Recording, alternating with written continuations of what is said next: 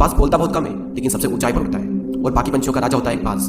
आज मैं आपको 5 ऐसे पॉइंट्स बताऊंगा जो कि हर इंसान को बाज से सीखना चाहिए और लाइफ की बहुत बड़ी लर्निंग है इन 5 पॉइंट्स में। पहला लेसन, ईगल फ्लाई अलोन। बाज अकेले उड़ता है और बाकी पंछियों के मुकाबले सबसे ऊंचाई पर उड़ता है। बाज अकेले उड़ेगा लेकिन कभी भी चिड़िया और छोटे पंछियों के साथ नहीं उड़ेगा।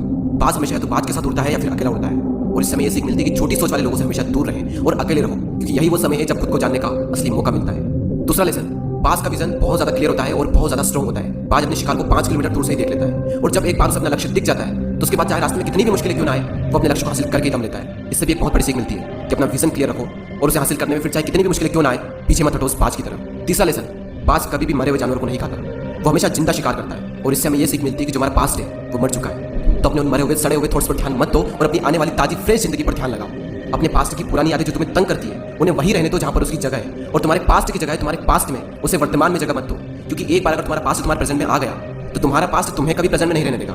पास्ट में तुम्हारे साथ कितना भी बुरा क्यों ना हुआ वो सब यादें वो सब थॉट्स मर चुके हैं और उस बाज की तरह बनो जो कभी भी मरी हुई चीजों को नहीं खाता।